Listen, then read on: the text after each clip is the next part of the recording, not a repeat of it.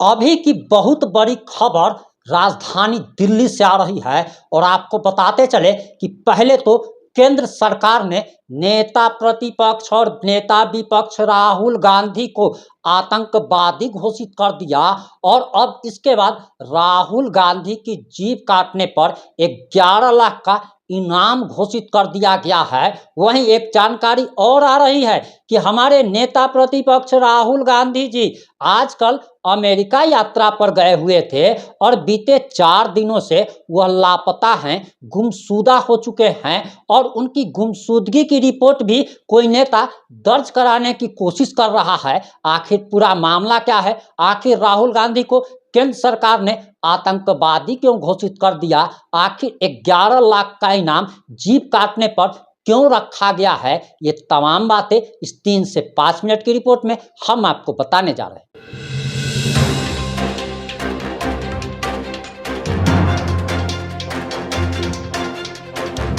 मैं प्रिंस कुमार सिंह और आप देख रहे हैं पॉजिटिव इंडिया। इस वक्त की सबसे बड़ी खबर आ रही है कि राहुल गांधी को केंद्र सरकार ने आतंकवादी घोषित कर दिया है और आपको बताते चले कि केंद्रीय मंत्री रवनीत सिंह बिट्टू ने राहुल गांधी को आतंकवादी करार दे दिया और यह रिपोर्ट आप पॉजिटिव भारत पर अपने दूसरे चैनल पर आपने जरूर देख लिया होगा। और आपको बताते चले कि अब आप कहेंगे कि आखिर केंद्र सरकार ने कहां घोषित किया है भाई, मोदी सरकार ने कहां घोषित किया है? तो आपको बताते चले कि भले ही नरेंद्र मोदी जी ने यह बात नहीं कही हो, लेकिन केंद्र सरकार का, भारत सरकार का केंद्रीय मंत्री ये बयान दे रहा है तो इसे कहीं ना कहीं ऑफिशियल बयान ही माना जाएगा, क्योंकि वह कैबिनेट मंत्री हैं भाई और मंत्री हैं केंद्र सरकार में और उनका यह बयान कहीं ना कहीं काफी मायने रखता है। और अब राहुल गांधी की जीभ काटने पर 11 लाख का इनाम घोषित कर दिया गया है। आपको बताते चले कि मीडिया रिपोर्ट्स के अनुसार जो जानकारी आ रही है उसके अनुसार दरअसल बताया जा रहा कि राहुल गांधी ने एक कार्यक्रम में कहा कि जब भारत उस मुकाम पर पहुंच जाएगा तब हम आरक्षण को खत्म करेंगे। अभी भारत उस मुकाम पर नहीं पहुंचा है। उनसे पूछा गया कि क्या जाति आधारित आरक्षण के अलावा भारत में संस्थानों को मजबूत करने के बेहतर तरीके हैं, और ये सारा इंटरव्यू उन्होंने विदेश में दिया है और अपने देश की एक तरीके से वह बुराई कर रहे थे। और इसके बाद 11 लाख का जीभ काटने का जब इनाम घोषित कर दिया गया तब कांग्रेस ने FIR दर्ज करा दी है। और आपको बताते चले कि ये जो भी खबर हम सुना रहे हैं इसमें एक शब्द भी हम अपने मन से नहीं बोल रहे हैं, बल्कि ये जी न्यूज की आर्टिकल है और उसके आर्टिकल में जो कुछ भी लिखा गया है हम टू कॉपी, यानी कि आप एक तरीके से कह लीजिए कि कॉपी पेस्ट हम कर रहे हैं, उसे सिर्फ हमने अपनी वॉइस दिया है। और बताया जा रहा कि शिवसेना विधायक संजय गायकवाड़ ने कांग्रेस सांसद राहुल गांधी की हाल ही में अमेरिका यात्रा के दौरान आरक्षण पर दिए गए बयानों को लेकर उनकी जीभ काटने वालों को 11 लाख रुपए इनाम देने की घोषणा की। उनके इस बयान के बाद विवाद खड़ा हो गया है और इसे लेकर महाराष्ट्र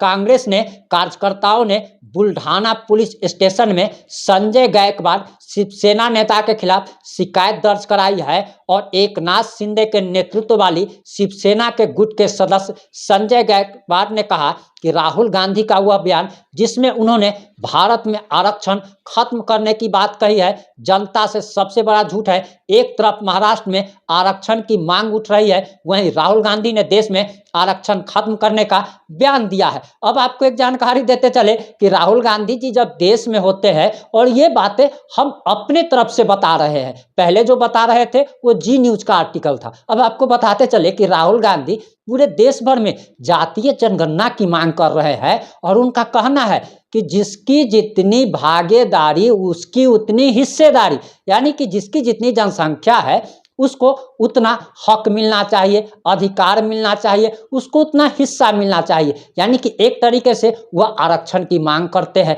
वह दलितों को बताते हैं कि दलितों का सवर्णों ने हमेशा से शोषण किया है, इनको आरक्षण मिलना चाहिए। लेकिन देश के बाहर जब जाते हैं तब वह आरक्षण खत्म करने की बात करते हैं। वहीं राहुल गांधी के बारे में कहना ही क्या है कि वह तो शर्ट के ऊपर से जनेऊ पहन लेते हैं, सुबह में मुस्लिम बन जाते हैं, दोपहर में क्रिश्चियन बन जाते हैं और शाम होते होते मंदिर पहुंच जाते हैं, घंटी बजाने लगते हैं। तो आखिर और एक चीज और कि आपको वह वाकया भी याद होगा जब संसद में राहुल गांधी जी जातीय जनगणना की मांग कर रहे थे और एक हमारे हैं अनुराग सिंह ठाकुर ही उनका शायद नाम है और केंद्रीय मंत्री भी रह चुके हैं, उन्होंने कह दिया कि राहुल गांधी बताए कि वो किस जाति के हैं।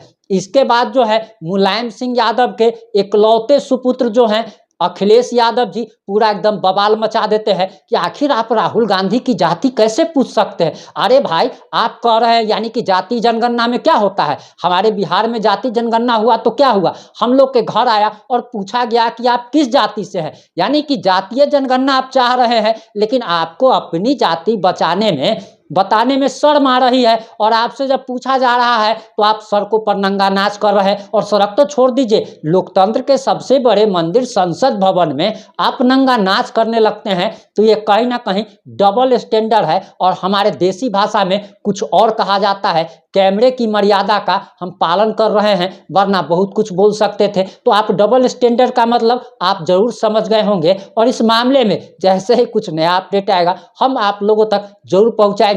वैसे राहुल गांधी के बारे में तो हम लोग यही प्रार्थना करते हैं कि वो दीर्घायु हो और इसी तरीके से हम सभी लोगों का एंटरटेनमेंट करते रहे, क्योंकि जब से राहुल गांधी राष्ट्रीय राजनीति में आए हैं तब से हम लोगों ने, हमारे जैसे लोगों ने कॉमेडी फिल्में देखना, कॉमेडी वीडियो देखना, यहाँ तक कि तारक मेहता का उल्टा चश्मा देखना भी छोड़ दिया है और राहुल गांधी का भाषण सुनते हैं। अरे भैया, गजब का एंटरटेनमेंट करते हैं। जुड़े रहे हमारे साथ। जय हिंद, जय भारत।